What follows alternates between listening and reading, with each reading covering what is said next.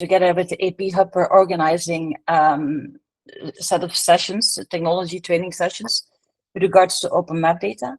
I will give a short introduction, and then we will deep dive, especially in a topic that was planned for today on open drone imagery and more in imagery in general.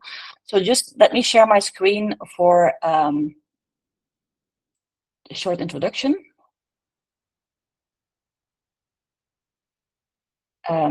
Can you see my screen? Yeah, okay, so I assume that's a yes. So yes, so welcome, and especially on a Friday. Good morning, good afternoon, good evening, I suppose, for most. The intent of those training sessions is to basically share our knowledge and share each other's knowledge about what we know about open mapping technology and how we use it, and what HOT has learned over the years and where HOT is investing in. Before we start, I just would like to give a short introduction on HOT for those that don't know us. So HOT is basically an international team. We are an NGO located all over the world, with our hubs located all over the world, that is focused on basically improving livelihoods through open mapping. We aim to be a catalyzer, so we aim to catalyze that open mapping movement, and specifically with the intent to basically become local change makers, to enable people to take local actions, communities together to take local actions based on open data. That's the core of what HOT's mission is. Basically, we try to engage communities to use open data to take local action. What that local action is, that really depends, of course, on the local community. And this is on this slide, you can see some examples that we often use during events that connect back to the Sustainable Development Goals. But mapping can go all the way from mapping rural areas, for example, in Tanzania, for mapping schools, mapping buildings, roads, what have you, to all the way specific mapping of mapping wells in, let's say, in this case, in Bangladesh, to detect contamination. So you can go from very generic mapping to very specific mapping, and depending on the use case, of course, the whole process of mapping is different. I mainly would like to reach out to you if you have an idea, if you want to have a project in your community, or you want to kind of start a community, or you have something you would like to share with us, please get in touch with us. Or if you want to connect with your community locally, get in touch with us, and I hope we can act together on making our mission possible. Now, before I go further in directly in the solutions and in the technologies that we will share in the coming sessions, I first would like to share a high-level mapping process as it is today still. And this is an old picture from the missing maps, for those that know missing maps. But in essence, the mapping process is still high level the same, in the sense that the collection of sensor data and imagery data, be it from satellites, from airplanes, from drones, from your cell phone, from your head camera, even from your phone, you basically first collect imagery, or you collect big data from GPS traces or from search insights, or so all that big data at some point needs to be processed. That processing is typically done in or a manual, semi-manual, or automated way. Manual can be you just basically draw images, right? You draw basically over an image. Semi-manual can be, for example, you import GIS data layers into another GIS data layer. AI assisted could be that you basically use an AI algorithm to automatically extract features from an imagery. There's different ways of processing the data, but typically you first process that big sensor data, that big imagery data. The next step in this picture here is to add the local context to that data. Even if you know that these are buildings and roads and what have you, it's almost impossible to know what are the opening hours of that clinic, what's the name of that business, so what is the actual local data. And most of the time you need to be on the ground. You need to be mapping with most of the time with a mobile or even with field papers to add local context to that map data. And in the third phase, once you have all that map data in a database, of course, you need to be able to extract it to be able to use it for your specific use case, be it in healthcare, in climate resilience, be it in environmental protection, you name it. Eventually, you want to use that map data to make a local impact. And the typical mapping process as such hasn't changed that much. Of course, the technology has changed. I will deep dive into that the coming sessions. But I want to emphasize that the intent of this training session will actually go from all the way from imagery collection to data use. That's basically the intent of this 7-session trainings to basically cover that whole spectrum. Now, where does HOT come in? So HOT is organizing 7 sessions and will be those 7 sessions will be provided by mainly people from the technology and the data team. And I just want to shortly mention who we are.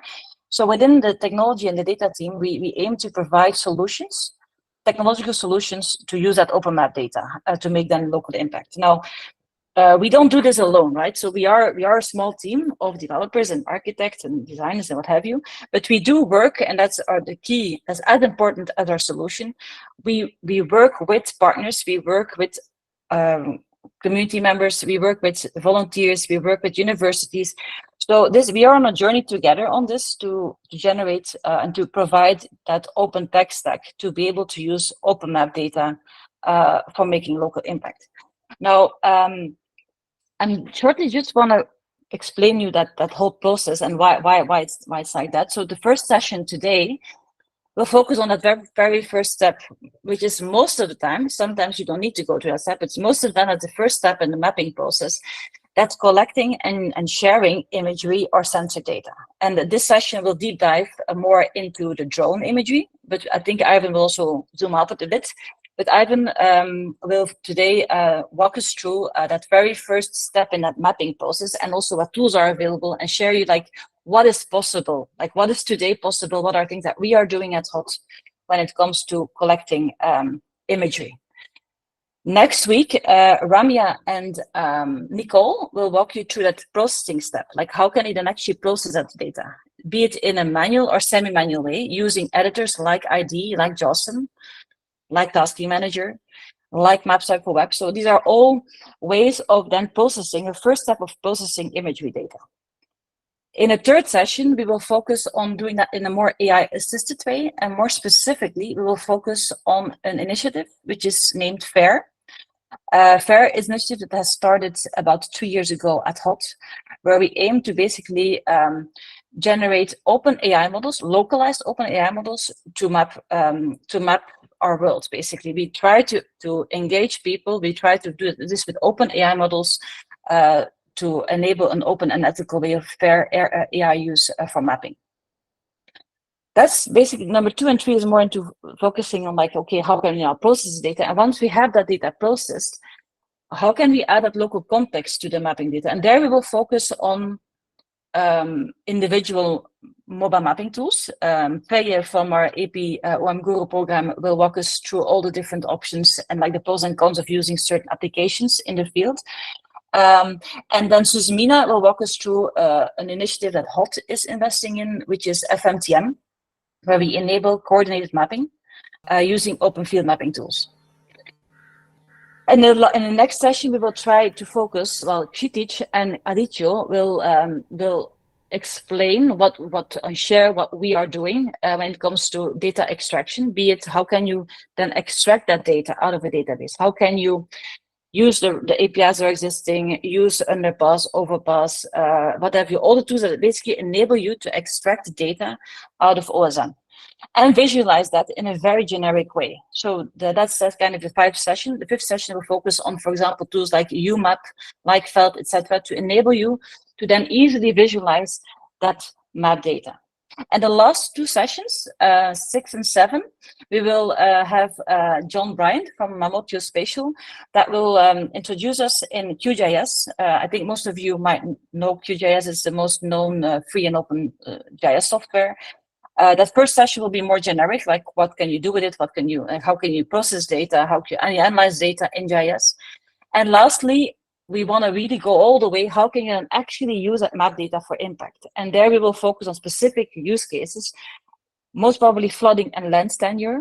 And John Bryant will walk us through like, okay, using the existing tools, using the existing open map data, how can we now actually act upon a flooding risk or a land tenure problem in the local area, and how can we enable you to do so. So this is in short the introduction of like the 7 sessions that come. So they kind of are connected to each other. There's a reason why we do this in this order. And because we don't know how many people will dial in, the proposal is that we you can ask any questions during in the Slack channel, like in the Google Meet Slack channel. Sorry, in the Google Meet channel, not the Slack channel. And we cannot, I think, unmute because of the amount of people in the calls. Unless, Miko, that you say this is possible, then feel free to jump in. And I really hope you will find those sessions interesting. Again, if you have any questions, please reach out to anyone in our team. Reach out to me, reach out to Miko, to Ivan, who will start the next session. And with this, I would like to hand it over to Ivan, actually. Ivan is currently in Liberia, Monrovia, working on an actual hot project in the slums of Monrovia, Liberia. And he will talk us through and share his knowledge about collecting and sharing open drone imagery and beyond for mapping. Any questions so far before we go further?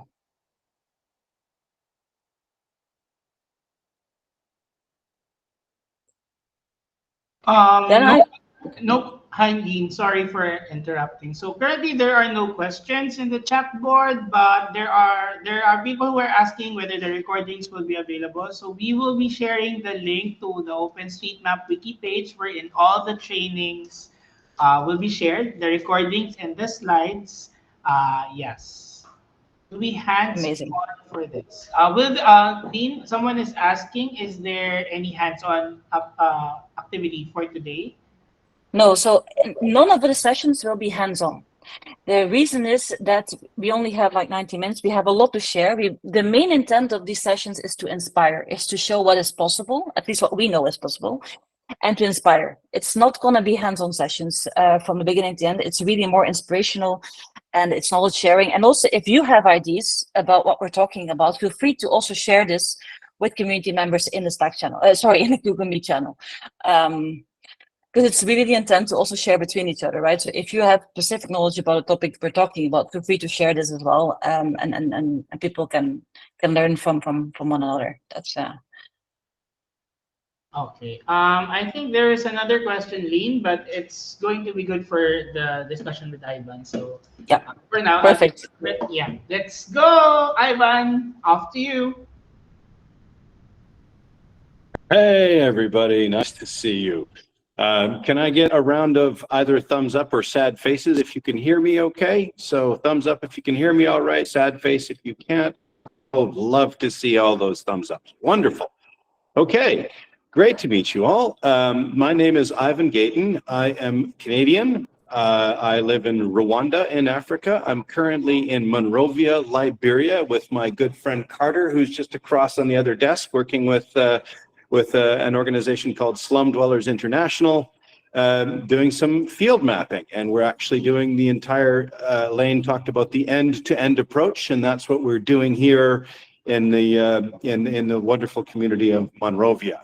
So I work within HOT as the tech product lead and humanitarian advisor. And what that kind of means lately is that I'm sort of looking at the problems that we have and the challenges that we have out there in the world. That's the sort of humanitarian side of it. And then trying to figure out how within our capacity and our mission as geospatial and data people, how we can actually create, the tooling and the resources needed, not for us, or at least not for me, but for communities themselves, people themselves to actually solve those problems. So Lane has already given us an overview of what end-to-end is, and I'll just, specifically, I like to split it into 5 layers. Sensory information, that's mostly what we're going to be talking about today. Digitizing, which is turning that into features or something. Local knowledge, which is where, a road isn't that very useful if you don't have a name for it, and a building isn't very useful if it's a restaurant, if you don't know what kind of food they serve. And of course, making that information accessible in a way that somebody can actually use it, and then actually helping people do something useful with it, and ideally actually, the community themselves to do something with it. So now, where does imagery fit in? that? Well, I mean, essentially, the first layer for most of the mapping that we've done has traditionally been using satellite imagery, originally from the company Bing and later from the company Maxar. And we've been tracing roads and waterways and things from satellite imagery for more than a decade now. Actually, almost 20 years now that the OpenStreetMap was born in 2006. And by about 2016, we started having pretty good imagery. When we got the imagery from Maxar, which was satellite imagery that was typically about 30 centimeter resolution, we started to be able to also digitize buildings and other more detailed features. We've lost access to that recently, which has been a bit of a catastrophe that I think a number of you have been confronting. But essentially, we're increasingly realizing that, the sensory-based data, our idea of an end-to-end community mapping process is that data would be community generated. So, I mean, if you imagine what is community generated imagery, well, there's an example of, this is Kakuma camp it's a refugee camp in northern Kenya. And this is the best satellite imagery that's commercially available. It can't be used for OpenStreetMap, by the way, because it's Google.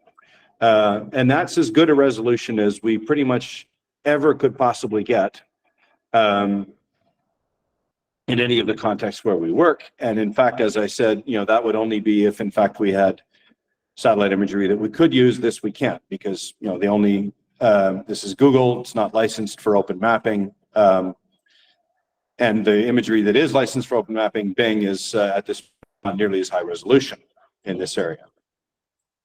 But that there is the exact same area, the exact same place, taken with a drone by HOT. I see a little mouth open face going by. Sure. I mean, note the difference here. This is literally the same area. I'm toggling back and forth. What can you see that's different? I mean, the most obvious thing is that suddenly, if you think about it, you could actually calculate the amount of electricity per building being generated, because you can clearly, unambiguously see those solar panels on the roofs. And if you go back to the satellite imagery, you can sort of go, oh, right, yeah, I see this kind of black blobs on the roof, which might be the solar panels. But you wouldn't know it until you'd seen a higher resolution image. And even then, it would be hard to count them. Whereas here, you could actually calculate the square meters of solar panel per building without any difficulty whatsoever.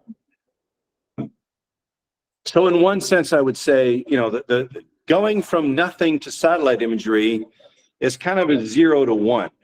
You had nothing before, and now you're able to do satellite imagery, that allows you to look at roads and waterways and residential areas, and even to some extent buildings, although it's not perfect. You couldn't really perfectly digitize all of those structures from the satellite imagery.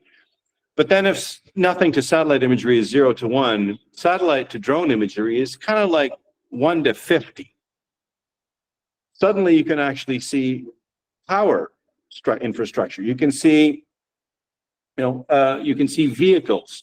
You can see what's under construction and what's already built. You can see the materials that the different roofs are made out of. You can see water points. You can actually see whether there's a well or not. This imagery, at the very bottom of the imagery, you can see there's a little black water tank.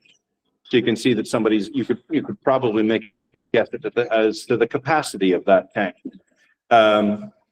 Zooming in further, I mean, again, imagine, trying to calculate the power available in here.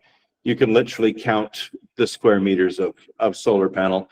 And if you see those, the brown traces around the buildings, we've actually digitized those buildings.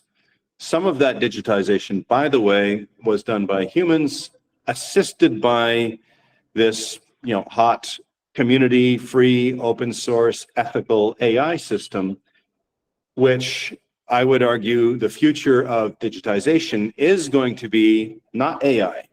The future of digitization is going to be AI augmented human work. We're not going to be sitting there waiting for the robot overlords to give us our data. We, as communities and humans, will be working with is to augment our capacities and what we can do. So what we do here is we take this, drone imagery, and we can use it to first train the AI and then to have it do the recognition. But the key, because I'm not focusing on AI today, I'm focusing on imagery.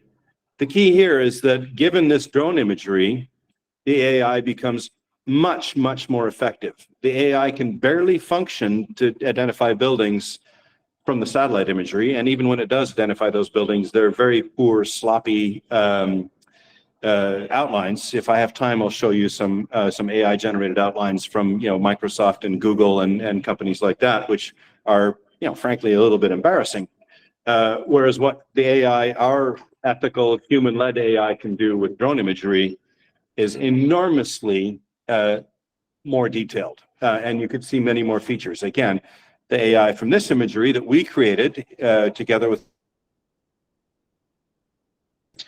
in northern Kenya, the AI can actually recognize things like toilets, water points, and solar panels, because we, as humans, trained it to our exacting specifications using this really good imagery. So that's a little picture of the sort of, basic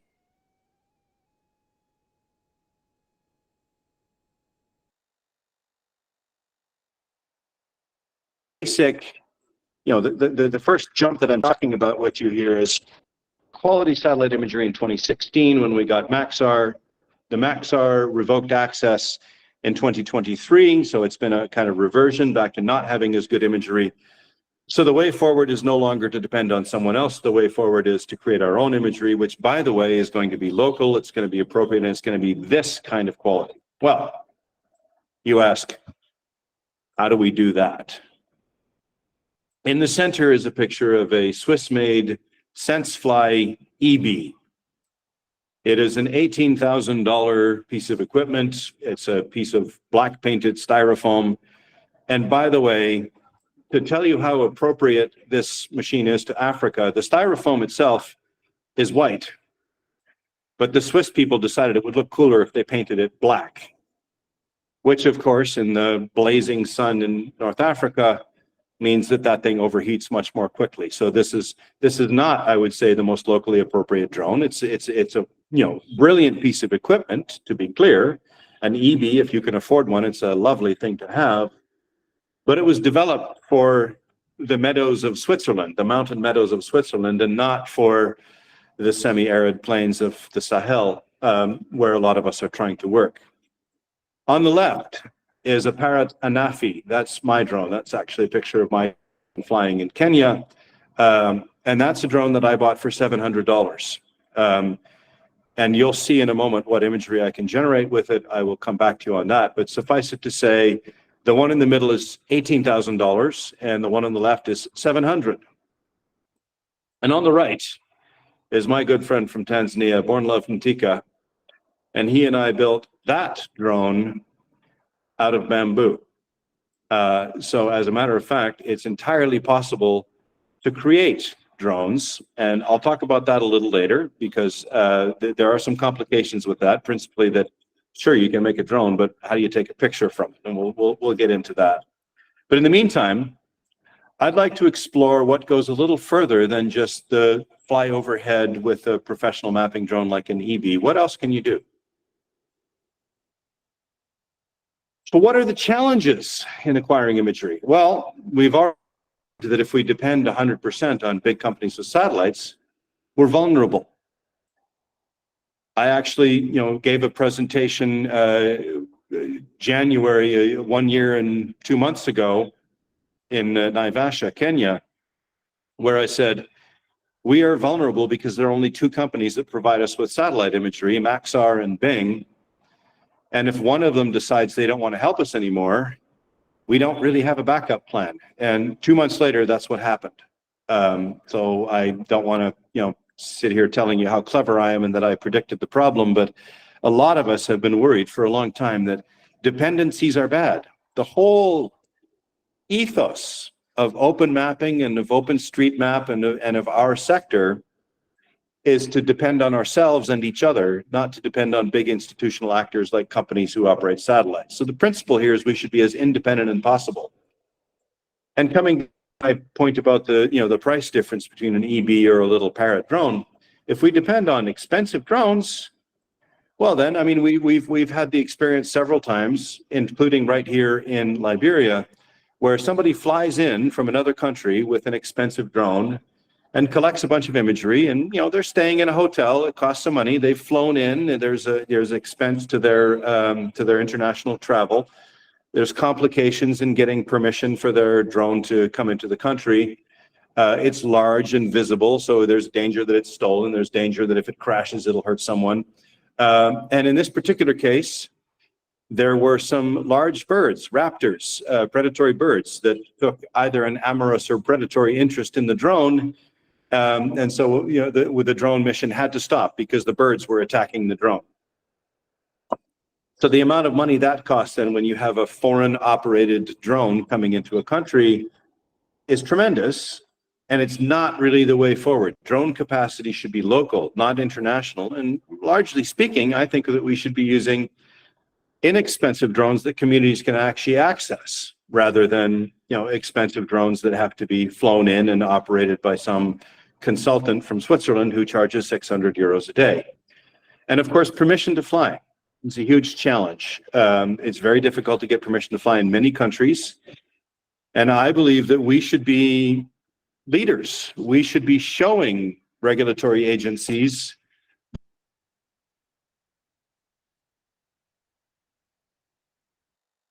that we and communities can operate drones responsibly and safely. And we should do that. We can create the reputation and the understanding amongst governments and regulatory agencies that community drones are safe, that community drones are desirable. This is what we should be using, rather than using expensive equipment that the local people cannot access. This is an image that I took with that $700 drone that I mentioned, my Parrot, in Bali, Indonesia. This was part of a river monitoring project that we were doing for flood resilience. And you'll notice a couple of things about this image. The actual sort of resolution quality isn't as high as you would expect, because this is actually a 3D mesh. So I've compromised a bit on, for this display of the image quality in favor of the 3D aspect. And what you'll notice as this GIF image pivots is that you can see the ground and the water all the way underneath that bridge. Further to that, if you look at the banks of the river, you'll notice that you can see under the canopy. So you can see the river banks clearly, even where, if you were looking straight down from above, the trees would be hiding the riverbank. So how is this done? One way, actually, taking a small drone, this little quadcopter, and what I do is I fly it twice. I fly it once with the camera looking straight down. That's what we call nadir, N-A-D-I-R, nadir flight. Then I fly the same area again, a little lower, with a double grid. I go first north, south, and then east, west in the same flight. So it's this doubled grid. And now my camera is pointing out at 45 degrees. So I'm taking pictures of the sides of things, and I'm seeing under that bridge, for example. So that flight protocol, where I do a flight that first goes camera at nadirs, pointing straight down, and then first camera at 45 degrees, first going north-south, so I get the south and north faces respectively of all of the features, then east-west, so I get the west and east faces of everything. Put that all together, and I start approaching what we actually call a digital twin. It's not just a satellite image or an aerial image. It now becomes a three-dimensional entity. Here is our Office of Open App Development, Tanzania. This was done with a Mavic 2, belongs to one of the people here. And notice that, unlike the satellite imagery, I can actually quite clearly see the sides of the buildings. I know how many stories each building is. I know how high each building it is. Again, I can see underneath the tree canopy. I can see the sides of the roads and the sidewalk and the drain, even where the tree canopy would be obscuring that if I was flying directly overhead. So this is, again, that protocol where I'm using a small, what most people would think of as non-professional drone. But this non-professional piece of equipment, operated in exactly the right way, actually generates extraordinary results. We did some calculations here, me with the Open Map Development Tanzania team. We calculated how long it took to fly that area, how long it would take to, to do either the 3D or the 2D imagery, and then extrapolate how long does it take to cover more of the city. And what we came up with was that the actual cost of covering this kind of terrain in a city with local people earning a very good local wage. So obviously, if somebody's from Switzerland and they expect to earn 600 euros a day, that's not going to work. But if somebody's from Tanzania and $35 a day is a good wage, and let me tell you, it's actually an extremely good wage for an underemployed youth. Very few people in Tanzania can dream to earn 35 US dollars a day. Even paying a very high local wage, or rather, because we would pay people by the square kilometer rather than by the hour. You definitely don't want to pay someone by the hour because their incentive then is to not fly very much. It turns out that given that this drone can cover a couple of square kilometers in a day, it's possible to generate this kind of imagery between 120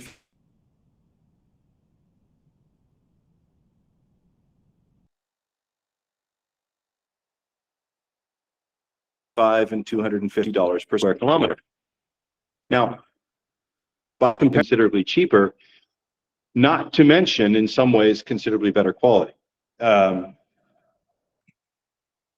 So my contention here is that communities can effectively use small, inexpensive drones to create actual professional grade data, something that the World Bank would normally pay a lot more money for.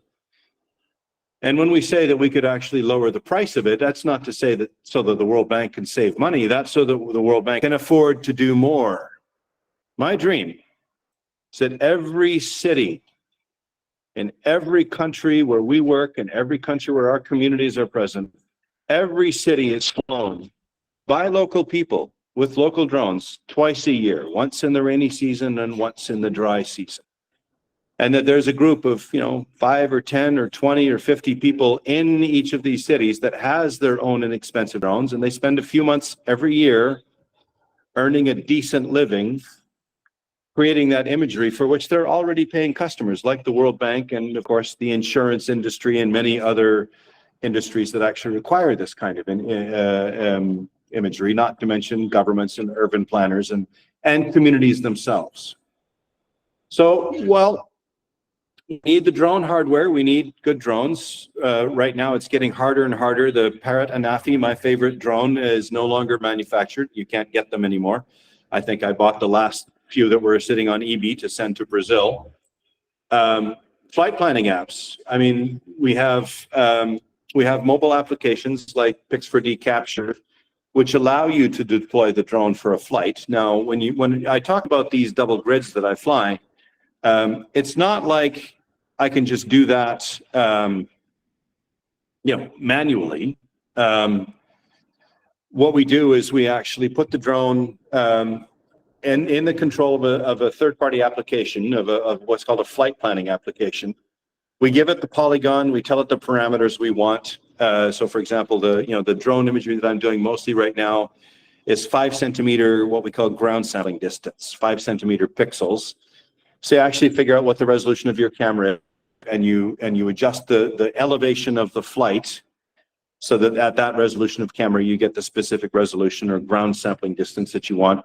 And then it covers the polygon with a specific set of lines that the drone flies with a specific amount of overlap. To be able to process the imagery, you need all of the images to overlap quite significantly. And so you make that decision as you do the flight planning. So we have these, flight planning applications, but not all of them work the way we want them to. So that's the gap that we have that we need to fix. We need permission to fly. We need ways to coordinate lots of people flying a single area. I mentioned that my dream is to have, let's say, maybe 20 people in Dar es Salaam, all of whom fly periodically. Well, just like when we do remote mapping with the tasking manager, we don't just all log on to up and start digitizing things in JAWSM, one person is responsible for one square. Well, similarly, if you've got multiple people trying to consistently cover an entire city with imagery, you need people to, well, obviously fly their own area, obviously not leave gaps. So that's the sort of straightforward, simple coordination of you go there and I'll go here, and let's make sure that we don't miss something in the middle. But there's also, well, what if my drone has a 12 megapixel camera and yours has a 20? What if my drone has a very narrow field of view and yours has a wide one? Okay, we need to actually make sure that the images we're producing have similar characteristics so that when they're processed, you get a consistent quality of image. Again, if we're going to be looking to, provide that imagery to professional users, including ourselves as professional users, the imagery needs to be consistent in quality and in characteristics. We need, feedback. How do we know when the imagery we've taken is working? We need storage and serving. How do we make those images available to people for use? And finally, the most critical thing is partnerships. I suppose we could turn some of our local communities into drone operators, and they could be selling that imagery to, foreign consultants and the World Bank and so forth. But that's not what I want. I want the local people to be actually using that drone imagery to do something for themselves, which in fact is what we're doing right now here in Liberia. Here in Liberia, this is New Crew Town in the western part of Monrovia. And here we actually flew a drone 5 years ago. This was on that same project where I mentioned the birds began attacking the drones. So in 2019, we got this imagery, and then in 2024, I flew it again. So the imagery that we did in 2019 was with an expensive EB. That was with the $18,000 drone. The imagery that we have for 2024 is with a Mavic 2, basically a $1,200 drone, and it belonged to a local person. So I don't know if you can see the differential in the quality. Anybody who thinks that this recent imagery we got with the inexpensive consumer grade drone looks good, give me a thumbs up. Do you think it looks okay? Do you think it looks like it's reasonably well geo-referenced to the previous imagery? Yeah, I think so. Okay, there's a lot of thumbs going up. This is maybe the nicest demonstration that I've gotten so far of the idea that you can take that, expensive $18,000 drone that we flew 5 years ago, you can fly the same area again with a local person's own this drone. It was some guy that Carter managed to find who happened to have a drone, and he came in and agreed to fly with us. We had to teach him how to do the mapping flights. He didn't know how to do that. He was just doing videos up until now. But that drone actually is capable of taking extraordinary imagery. And by the way, I'd point out, remember I said I want to fly every city twice a year? Urban change sets are one of the most important data products that's asked for all across the whole sector: development, aid, industry. What did it look like now versus then? And so we're beginning to see now, as the drone industry has existed for long enough that sometimes we've got these double sets, we're beginning to see how, well, okay, look, that building has changed roof. That building wasn't there before. This building has been demolished. The building on the lower left, it's been demolished since 2019. The building just above the left, the silver building, okay, that's a new one. It was created since we took that imagery. The building to the right of the date sign, it had a really bad roof. Now it seems to have a really nice roof. Up at the very top, we see this little green shack, just the edge of it we're seeing appearing. Looking here again, if you look closely, when my friend Pete first looked at this, he said, I don't see much change. Okay, look carefully. At the very far right of the image, you see this red building that's blinking on and off. At the top right of the image, you're seeing actually a solid waste pile that has replaced a wetland. That's unfortunate. If you look, all across the image, this is kind of your Where's Waldo moment, you'll find that actually nearly 20% of buildings have either changed in some substantial way, or they've been demolished, or they've appeared. So it turns out that particularly in informal neighborhoods, the rate of range is very, very substantial, and that's very important for working out how you actually, live and work in such places. Okay. So I'm hoping that this is going to work now. I'm going to bring you up. Actually, let me pause there. Miko, are there any interesting questions in the chat that I should address? Thank you, Ivan. So I think there are two questions that were brought up in the chat based on your presentation. Ren asked, do I need to fly the drone in only one orientation when creating a 3D map? Yes, the answer is if I want to do two-dimensional imagery, if I just need the photo like you're seeing in right now, that 2024-2019 comparison, you don't need to fly in more than one orientation. You just fly one grid, boom, boom, back and come home. But if you want to do something like that, you actually do need to view slideshow. That actually requires flying essentially 4 orientations. And what we do there is actually called a double grid. So the drone flies north and then moves over a little bit and flies south. So now I'm seeing, if I'm facing north, I fly north and then south. I'm seeing first the front, then the back of each building, because these do, the two flights do overlap. When I'm going north, I'm taking, say a 50-meter swath. Then I'm moving over 20 meters and taking another 50-meter swath. So there's a great deal of overlap. And then I literally fly the same area again, but this time going east to west. So I'm seeing the left side of the building and then the right side of the building. So ultimately, every single structure I see from at least 4 different directions. And why do I say at least? Because actually most of the buildings, you're going to see them obliquely from each direction more than once, again, because of the overlap. So you even have subtle differences. I'm seeing it on the right side of my image from the front and then on the left side of my image from the front. And altogether, that allows this wonderful software to create quite an extraordinary reconstruction. Which brings me to this open drone map. Oh, sorry, there was a second question, Miko. Let me grab that. Yeah, the second question comes from Krishna.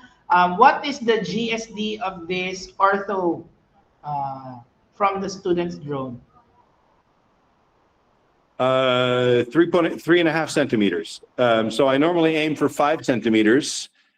At the moment, actually, though, I was constrained to 120 meters because the flight control app, even though I'm allowed 150 here, the flight control app, because it's proprietary, it's a proprietary drone made by a Chinese manufacturer called DJI that doesn't think you can be trusted to do what you want with your own equipment. So they limited the flight heights to 120 meters, which meant that, okay, which is nice because the ground sampling distance is smaller. We have, better resolution, but it means that we're not covering as much ground. I want to be able to cover about 0.4 square kilometers, maybe a half a square kilometer per flight. And because of the elevation constraint here, we can only do about a quarter of a square kilometer per flight. But yeah, my usual target is about 5 centimeter GSD. This stuff is about 3.5. Okay. Any other questions, or shall I jump to my next bit? Are you okay to welcome? I think we have 2 more tech questions, very technical questions. Yeah, I love questions. Or we could check later on. Yeah, okay. I love questions. Okay. So Amaz asks, what is the maximum area you could create for a 3D map for? Well, my answer to that is how much money and time do you have? So, I mean, really, it's basically just time, right? I mean, it costs money to have a drone. There's some operating costs involved. The drone won't last forever. And if you're actually using the drone every day professionally, you have to assume that at some point you're going to replace it. So, I mean, the real answer to your question is I can create as much as I want as long as I still have drones and the ability to fly them. So a more sort of nuanced answer to that is if you've got permission and you've got a team, and you've got a budget of between, say, $150 to $250 per square kilometer, you can do as much as you like. You can just carry it right on. And I do believe, and I'll come to this later, I do believe we're going to be able to get that price even further down, not by paying people lower wages, but rather by increasing the capacity of the drones. Right now, the commercial inexpensive quadcopters, your typical sort of $1,000 drone, will cover, well, right now we're doing a quarter square kilometer per flight. So we can do a full square kilometer of imagery, 1,000 meters by 1,000 meters, in 4 flights. But if we don't have this stupid elevation constraint, altitude constraint, that is, pardon me, then we can usually do 0.4, 0.5 square kilometers per flight. So each flight takes about maybe 20, 25 minutes with one of these little drones, and you can cover just about a half a square kilometer, which means if you can put in a really good day, you can cover 2 to 4 square kilometers in a day. As one person, I mean, okay, if you're covering 4 square kilometers in a day with a commercial, DJI quadcopter, then you're really good at your job. But even if you're not that good at it, you should be able to pull off 2. Okay. There was another tech question. Yes. Before we proceed to the topic that you're going to share, Pawan asks, have you used Agimetasoft or Pix4D for processing? Or would that be covering the next topic? Next. Ivan. So I think Pawan asked, what did you use? That is perfect. Mosaicing. That is exactly the thing I was going to say next. I'm not going to answer that question. Well, I am going to answer that question, but by moving to my next subject, which is Open Drone Map. So yeah, there exist a number of softwares to do what's called photogrammetry. So that's the process. Photogrammetry is the process of taking a whole bunch of photographs and looking for similarities within those photographs and then stitching them together almost as if you're making a quilt. So you take, a typical drone flight with one of the quadcopters that I would usually use would generate between 200 and 400 images. So say an average of like 300 photographs you would take, and you feed those into some software. And what the software does is, for a little background, it's really cool. The software actually takes each image and creates a catalog of features in it. And when I say features, I don't mean buildings or water points or cars. I mean specific kinds of shapes. So the photogrammetry software has like a library of things that it can find. Like, okay, that thing looks like a little X, and that thing looks like a little corner, and that thing looks like a bright dot surrounded by darker.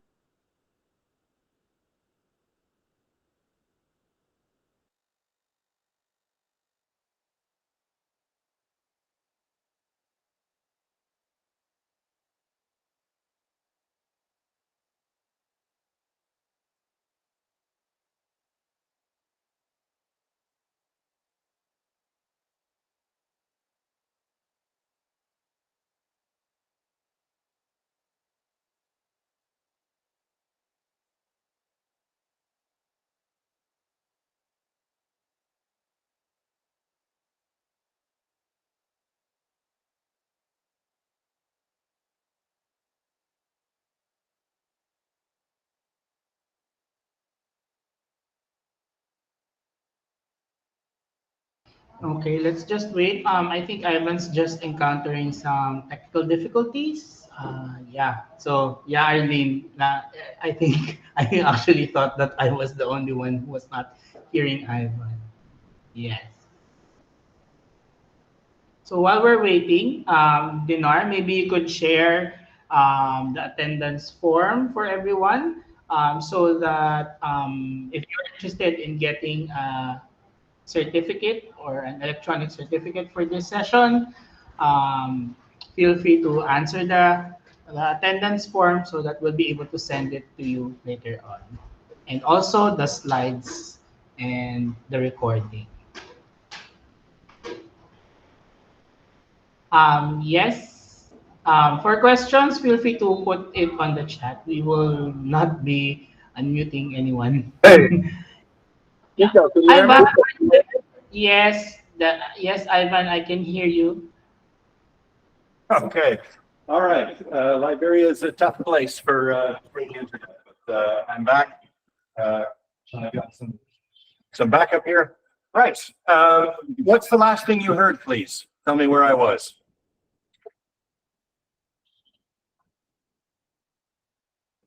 Miko, can you tell me the last thing you heard me say?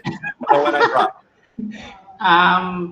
I think about the software. Yes, I think that's correct. Abdul, Okay. Open Drone Map. Okay. So The black listen, I black was and white. actually Yeah. going to do a bit of I was going into a bit of a technical explanation of how photogrammetry works, which I think is amazing, and I'd love to talk more about it. But maybe in the interest of time, I'll just say all of these software, photogrammetry softwares, can take lots of images and turn them into one great big one. So there's a number of them. The first one that most people probably know is called Pix4D. That's a commercial software. And there's you pay a license for it. You can get a free trial or whatever. And there's another one called AggieSoft,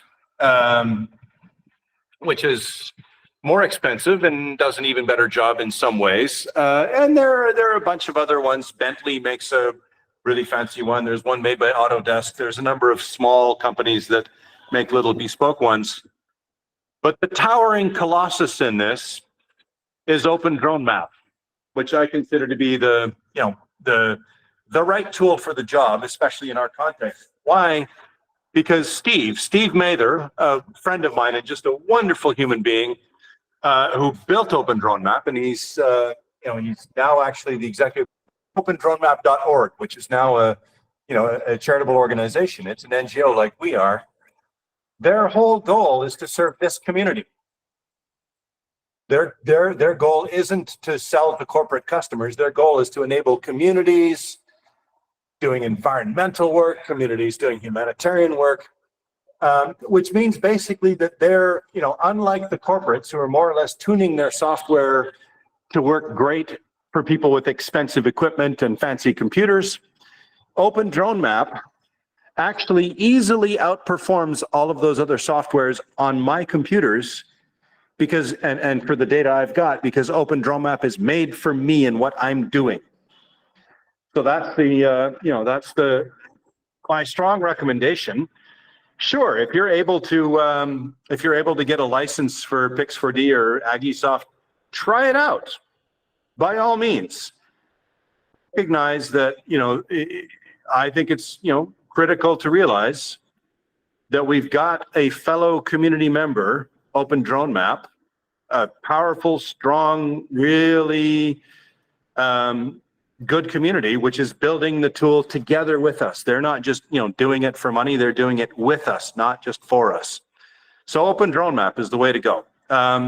Miko, can you see my screen again? Am I back on screen share properly? Thumbs up if you can see my screen share, please. Okay, excellent. Thank you. Right. So here's Open Drone Map. And this just happens to be a flight that we did yesterday with a consumer drone. And this was nadir only. We didn't do any 3D flight. Nevertheless, look what we've got here. We've actually got, so you can see there, for example, that that building appears floating roof with no walls. Well, that's not how it actually is. That's because we just took the image from above. Nevertheless, there's still enough three-dimensional information in there to tell me, for example, how high that building is. I can still make some inferences about, the elevation of the ground, what could be flood vulnerable, how high buildings are sitting, how tall buildings are. And Open Drone Map, this is actually what's called WebODM. So Open Drone Map, I first started using it as something where you're typing into like command terminals on your computer. Very sort of the kind of thing that only a very techie person would want. And at that time, I didn't actually recommend Open Drone Map to your average community because not everybody wants to sit there, typing in a terminal window. But now we have Web ODM, and that's what this is. You look at the upper left of my screen there, it says Web ODM. So that works. Do you have to pay for this? Oh yeah, zero. I'm running this locally on my laptop. I don't trust my internet right now enough to show you on a cloud-based Web ODM, so I'm just running it on my laptop. And actually, again, emphasizing that Open Drone Map is a community that wants to serve us. They've actually made it easy. They've created a what's called a Docker image and really careful instructions so that even people using a Windows computer, quick plug, don't use Windows, use Linux. But even if you're using a Windows computer, you can actually just like put an Open Drone Map server on your computer and access it from your browser. I'm just in my web browser here, accessing a server that's running on my own computer. Okay, so some of the other things that you can do here, there I just ticked the button, show cameras.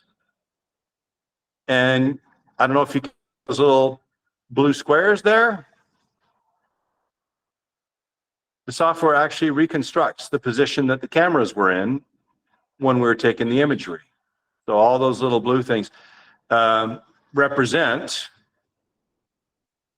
where I had the drone in that flight pattern as we took those images. I can export all kinds of useful products from this. I can look at the original point cloud, which is, I won't go into the details of what the point cloud is, but essentially this reconstruction where I've got these photos all stitched together, it's not just a bunch of photos stitched together. There's also, the underlying structure of all of the features that the software found, which is how it generates this 3D image. So Open Drone Map, this is what I use. And again, do you remember when I said we need to be independent?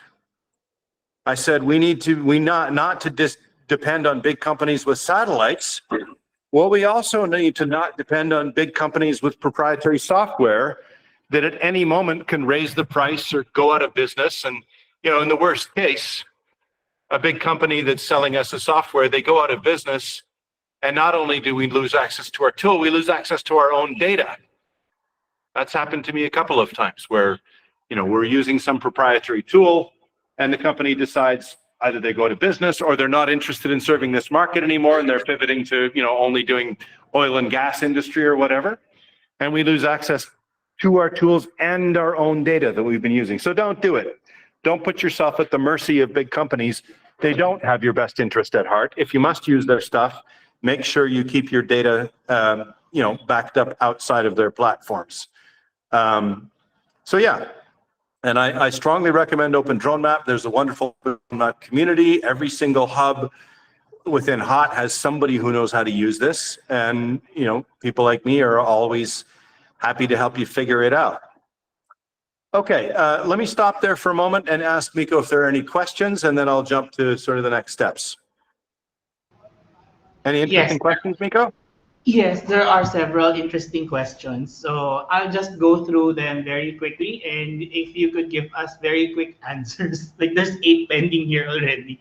Are you satisfied on the Open Drone Map generated result instead of Pix4D Mapper and Agisoft Metashape? If I am using a $20,000 drone, and I make really careful use of Agisoft or Pix4D, I can generate a maybe slightly better, say 10 or 15% better image with those than I can with Open Drone Map. If I'm using a consumer grade quadcopter or a DIY drone, and I do the same thing. I do the absolute good faith, really trying best job I can using Agisoft or Pix4D, and I compare it to the result I get from Open Drone Map. It's embarrassing because Open Drone Map is so much better. It's noticeably better. Why? Because Agisoft and Pix4D are not trying to optimize their software for users like us. They're trying to optimize their software for users with lots of money. So my answer is I am way more than satisfied with the results I get from Open Drone Map using the equipment that I and the communities I work with can use. And when I say satellite, I don't just mean, oh, well, it's good enough for those of us who, don't have any other choices. I'm saying it's really good. I have seen, professional geographers look at our imagery and be blown away, astounded at how good it is, because it's perfectly credible, professional grade data that I have a good friend who's a PhD hydrologist from the Netherlands. In the Netherlands, they know a lot about water. And he swears by the results of Open Drone Map. So yeah, I'm happy. Next question. I think this is more about Open Drone Map. So the first question is, can I access Open Drone for free without the local host option? And how many images can we process with Open Drone Map? So let's see. Yeah, there's a opendronemap.com, I think. So Open Drone Map is a nonprofit, and it's open source software. So of course you can just run it yourself. But opendronemap.com, they do have their thing like WebODM, and that's a paid service, but there's a free trial. So just like Pix4D or Aggiesoft or whatever, you can usually go ahead and use the cloud-based free trial. I don't think you can do a ton with it, but you can. Yeah, I mean, if you're just doing a little testing your new drone or figuring out whether you want to use it, it's perfectly good. How many images can you process with it? Well, it depends on your hardware. So if I'm just using a cheap laptop, then I won't have any problem processing the 300 or so images I'll get from a single flight with a Mavic or something. Right now I'm currently I processed about 900 images the other day on my laptop. Took a few hours, but it worked. And I believe the highest number I've ever processed all at once, and if you're a technical person, then you'll understand what I'm about to say here, and if not, don't worry about it. Normally, if you go above a certain number of images, we do what's called split merge. All of the softwares do this, where they split the data set up into smaller parts, and then they process each part individually and then stitch the parts together. So, I mean, you're stitching the photos together for a little area, and then you have that area itself, and you stitch it together with the bigger ones. However, you always lose a bit of quality when you do that. So you always want to try to do the largest possible, what we call submodels. And so the largest data set that I've ever done with Open Drone Map without using split merge, i.e. really actually just stitching all the photos together, it was 21,000. That was on a really big, powerful computer, to be clear. But yeah, I can do on my server that I have in the United States, I can do a single model with 21,000 photos, but that's because I have 768 gigs of RAM in my machine. So the answer is it depends on your hardware. And if you don't have access to the kind of machine that I have, then what you do is you use split merge, and you can do as many as you like. There's essentially no limit. You might have to buy another hard drive to store all the photos, but there's no real limit to how many you can process. It's just your time and your energy and your storage space. And I did say that, there's always a little quality compromise with split merge, but less and less all the time. Nowadays, if you've got a decent desktop computer, say 64 or 128 gigs of RAM, you're easily going to be able to process submodel enough that the seams between them are going to be almost unnoticeable. So I don't usually bother to try to do giant 21,000 image runs anymore. It's not worth it, because if I do a couple runs of, say, 5,000 images, that works just as well, and it's faster. And I don't need the big powerful computer for it, or not as powerful. Next question. Hi, Ivan. So I think we're going to reserve some of the questions for later on. So if we still have time at the end, I will bring them up later on. Thank you, everyone. Thank you, Ivan. Please proceed. Okay. Open aerial map. Because the next question, I mean, if I come back to this whole end-to-end thing, I said, Make information accessible.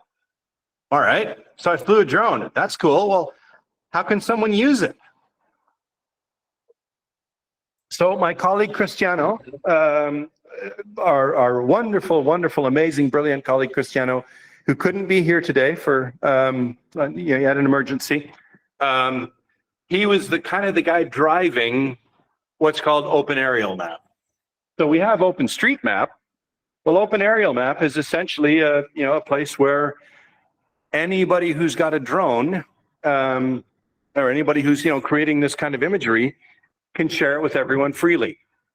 So you go to openaerialmap.org and you go start exploring, and you'll find that there's a catalog of drone imageries that people have uploaded. Now, the reason I'm showing you this one in particular is because this is New Crew Town in Western Monrovia in Liberia, and I flew that 3 days ago.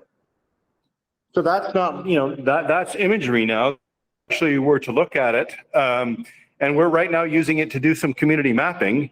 We have used this imagery to digitize. We've digitized it very, very carefully. I'll show you that in a QGIS project. No, I'll show you right now in a QGIS project. Hang on. Can you see this, Miko? Yeah, so those dots, by the way, those are the photographs taken by the drone. So you can see that the top left part has already been processed because there's imagery underneath there, but the other ones I still haven't processed yet. So that's 6 drone flights that we did. And if I zoom in here, there's the quality of imagery that I've got. And if I hit that button, here's the digitization we've done. So all of you who have ever tried to do field mapping, how would you like to be working from digitization like this? Yeah, so in fact, as an aside, I've got this other project called the Field Mapping Tasking Manager, which has kind of been one, the main thrust of a lot of my work for the last year or so. And what we found in field mapping is that it's extremely difficult to the Field Mapping Tasking Manager essentially allows you to go to a very specific building, click on it, and then add attributes to it. So suddenly it becomes important that every building is actually properly digitized. Well, look at this. That one, that's actually 3 different buildings. And we knew that because we looked at the imagery. We had a local person who understands how local construction works. And that green roof is one, and this one is another, and this one's another. So suddenly now the field mapper doesn't have to faff around trying to figure out, which thing where to put a GPS point. No, you select this one, you do the survey. You select that one, you do the survey. So honestly, a lot of field mapping becomes truly possible once you start getting this. So this really is what I believe we should be doing. This is how you do end-to-end mapping. You get recent imagery that shows you what's happening now, not years ago, and in high resolution. You digitize it carefully. I used to believe, I've changed my mind on something. I used to believe that we should get remote mappers, volunteers, digital volunteers from the global north to do all the digitization. But I no longer believe that, because now the digitization with the quality of imagery that we have, it actually requires somebody who understands the local context to do it properly. So the same team should be flying, digitizing, running the AI, doing the field mapping. So that, you're in the tech industry, we talk your own dog food. Says if you're going to make dog food, if you're going to claim it tastes good, you should be prepared to eat it yourself. So yeah, create your own imagery, digitize your own imagery, field map with your own work, eat your own dog food. Right. So I think that, I'm going to take, I'm almost out of time here, so I'm going to take a few minutes to talk a bit about the future. So Miko, I know there's probably questions. I'll ask you to hold them for a moment. We have these obstacles. It's really difficult to get permission to fly drones. A lot of the drone manufacturers have started locking down their equipment, so you can't use it anymore. You could buy a Mavic 2 Pro for $1,200, and it was quite a capable and useful mapping tool. the Mavic 3 Pro, which replaces it because they don't make the Mavic 2 Pro anymore. And the Mavic 3 Pro doesn't work with Pix4D Capture or Litchi or Drone Deploy or any of those concepts. That's been another catastrophe, all right? As we lose access to the Maxar imagery, we also stop having drones we can use. A friend of mine from the World Bank just called me the other day saying, hey man, I got my new drone and I can't figure out how to do mapping with it. I'm like, did you buy a Mavic 3 Pro? He says, yeah. Well, you're screwed.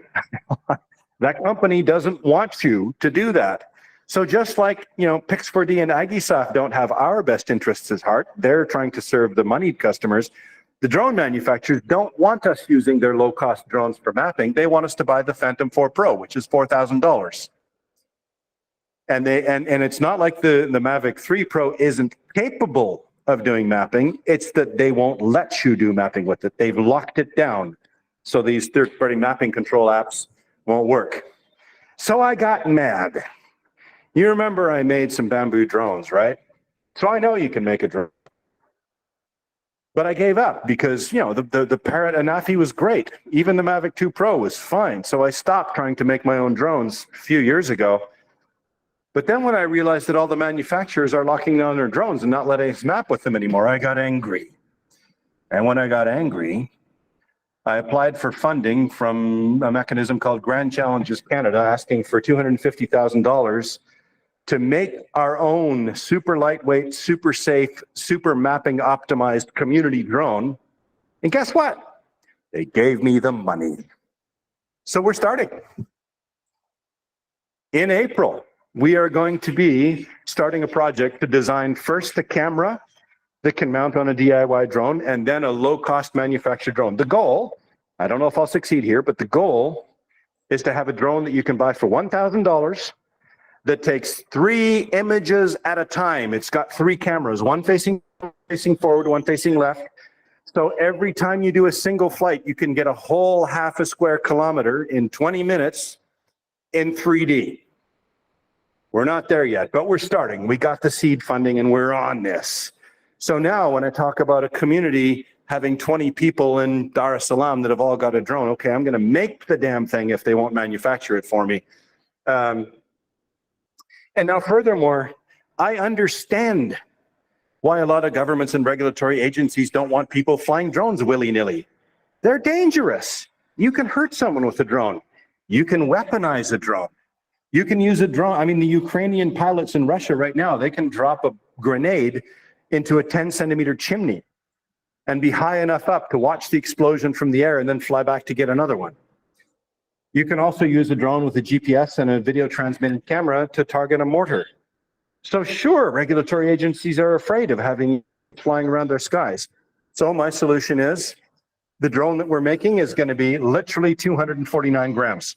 Not heavy enough to carry enough explosives to do anything worth it. And it's not going to transmit video because it's not made for filming your wedding. It's made for mapping. So it only takes still photos and it doesn't transmit them. So that's one of the mitigations that I'm working on for this gap, which I hope will also help mitigate the permission gap.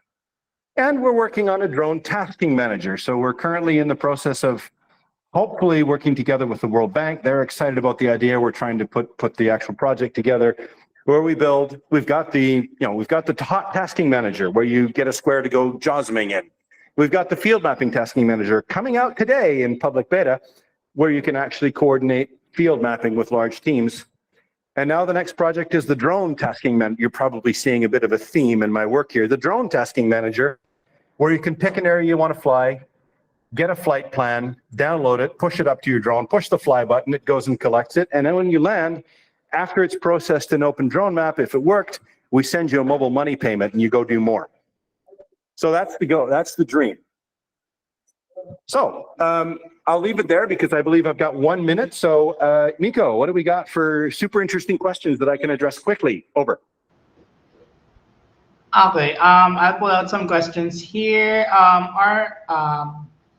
From Saurabh, can multiband image processing be done using Open Drone Map? Example from Pix4D multispectral. Yes, Open Drone Map is perfectly happy with multispectral imagery. No problem. Okay, some of the questions are coming in right now. Can we add this map data to OSM? Please do, yes, because obviously everything on Open Drone Map is, well, everything that we put onto Open Aerial Map is free because we created it. At the moment, my biggest problem getting the work that we're doing onto OpenStreetMap is that there's always somebody in Germany who thinks they know better than the African people what's good quality mapping, and so they revert our edits. But yes, if you fly your own drone and you push the imagery to Open Aerial Map, that satisfies the requirement of the OpenStreetMap community that the imagery you're digitizing from be available for others to check the quality. And then, yeah, you can push it up. We're really strongly looking for better integration between our drone tasking manager and then Open Aerial Map, and then the tasking manager, and then the field mapping tasking manager, so that all of it, you know, easily gets the data up to where everybody needs it, including OpenStreetMap. Next question, over.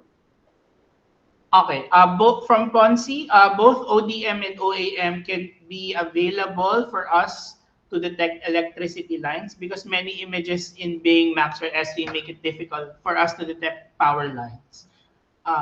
Yeah, that. I mean, look, power lines are hard to see because they're really skinny and small, and if you're looking straight down from above, they're kind of hard to see.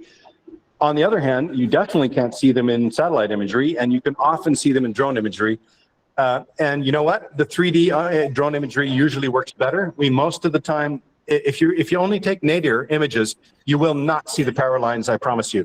But if you do the 3D imagery that I talked about, and that you will be able to do with the community drone that I'm making, you can catch the power lines sometimes. You have to have a pretty high you have to have a pretty tight GSD. Like, you want to fly pretty low and get pretty high resolution imagery to see power lines, but it can be done. Over. I think we are at time, Ivan. Or do you want to answer more questions? One more. Okay, one more. Make it a quick one. Let's do it. Okay, I think this is an interesting topic. Ivan, can you please talk more about regulations and how we can work around, especially in countries like Uganda, where drone usage is highly regulated and restricted?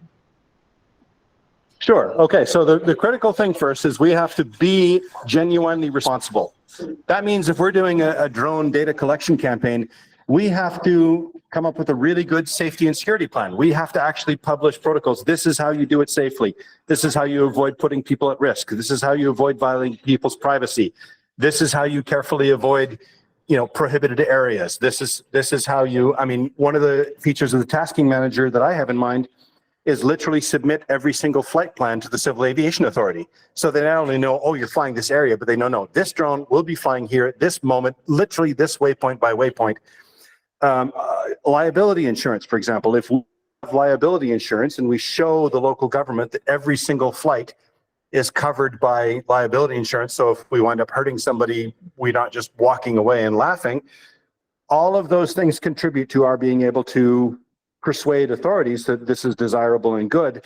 And honestly, there are some countries that are just not going to let us do it right now, but we work where we can. I'm trying to set up a center of excellence in Bali, which is very inclusive. Almost everybody can go there without a visa, and I hate people working in places where my African colleagues can't get a visa to come.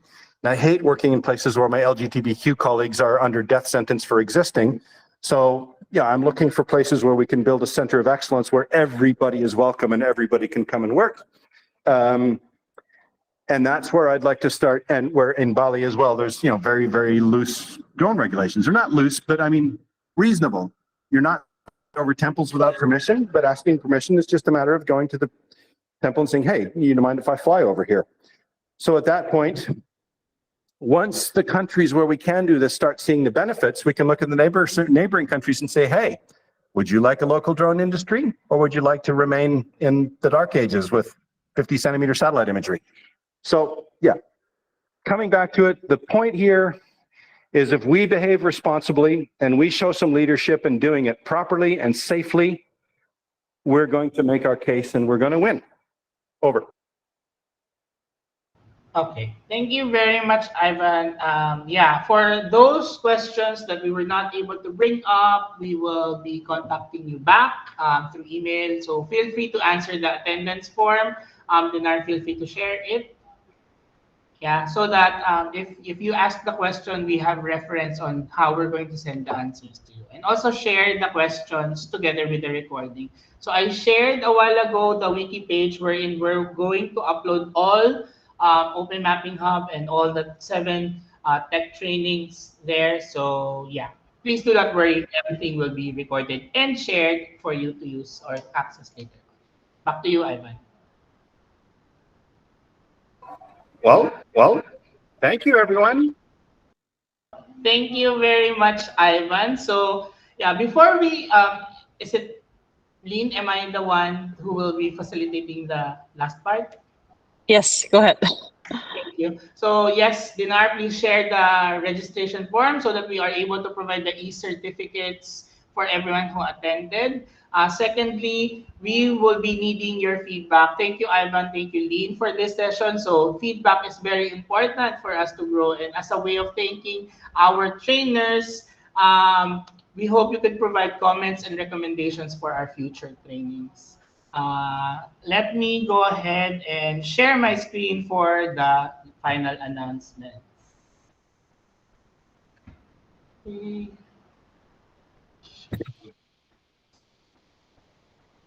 Can you see my screen? Please thumbs up. Why is it like this? Give me 1 second. I will wait. Why is my screen like this? Share our screen. There you go. Okay. Okay. So some upcoming announcements for those who have joined. I would like to personally thank everyone who joining. We had a whopping 135 attendees. Just based on Google Meet. I didn't really check the attendance form yet and the results later on. But yeah, it's a big number. Ivan, congrats, Lynn. I think the next trainings will hope to get more participants in this training session. So before we end this session, I'd like to just go through some announcements. So AP Hub and the Humanitarian OpenStreetMap team is partnering with Data Camp Donate. So we're giving away scholarships for Data Camp. So if you are interested in starting your Data Camp journey, so it's like a online learning platform where you could learn more about data science and AI, etc. So please do scan the QR code for you to apply. So the deadline is March 15, and we're giving out, together with DataCamp, we're giving out scholarships for your DataCamp journey. Yes, we will also still have 6 more tech trainings, very heavy technical trainings in the next following Fridays. So please do sign up and register for the trainings. The QR code is also available on your screen. And hopefully you could join us in more trainings in the coming weeks. So we have remote desktop mapping. So I think Lean was able to share a while ago how everything would be sewn in together. So Ivan shared about drone imagery collection, etc. So the next ones would be remote desktop mapping using ID, JOSM, and MapSwipe for web. So if you are familiar with MapSwipe using your phone, there's a developing MapSwipe for web. So you could do MapSwipe using your desktop. We are having an AI-assisted mapping in an open and ethical way. So this is with Omran and Nirab. We are going to share the open field mapping tools. Like I believe this is what Ivan shared, the field mapping tasking manager. Ways that you could do individual or coordinated projects. By April, we're going to have a session on accessing and visualizing open map data, and then going through some basic QGIS analytics and some specific use cases. So very, very exciting topics for us to await. We also want to invite you to join our some topics on OpenStreetMap. So we have Brazil together with Ponzi. Hi Ponzi, I know you're there, and hi Brazil. So we invite you to join OSM Diary and OSM Wiki training. I think this is next week. Yes, next week Saturday. So feel free to sign up, register, so that we could send you the meeting invite and add you to the calendar notifications. Of course, it's not just learning. We need to also map. So we invite you to our Flowing Together River Ecosystems Mapathon happening tomorrow. Please do sign up so that we are able to add you to the guest list so we have our open mapping gurus, Joydeep and Cami, who will be leading the Mapathon for tomorrow. And in light of the Women's Month celebration, we also invite you to gender responsive mapping, ensuring intersectionality and inclusion in humanitarian mapping. So this is a webinar happening on March 7th. And if you know anyone that has tremendously contributed to the movement, the open mapping movement, feel free to nominate them for the Open Mapping Women Awards, as we want to champion the women that have steered and paved way to the diversity and inclusion in our OpenStreetMap community. If you have more questions or you want to reach us or the Humanitarian OpenStreetMap team, feel free to join our Slack channel. Once you join here, you are going to be connected with thousands of humanitarian mappers all over the region. And if you have any questions on how to start your journey as a humanitarian mapper, or share your thoughts, ideas, feel free to join our Slack channel. Tag me, tag Lynn, tag Ivan, everyone's there. So see you there. And if you need to reach out more specifically, if you have any concerns, feel free to reach out to Lynn and the Open Mapping Hub AP at HotOS. I think that's pretty much it on my side. Lynn, anything that you want to share as we wrap up our first and massive webinar for today? I just want to say big thank you to everyone, especially to Ivan for this super interesting session, and Miko as well for facilitating this, and everyone who joined. Again, as Miko mentioned, any questions, feel free to ask at any moment in time to me, to our team, to anyone at HOT. Thanks, and especially thanks to Ivan. Thanks for. Thank you, everyone. Have a great night and afternoon, and see you next week or tomorrow for the Mapathon. Have a great day. Bye. Bye-bye.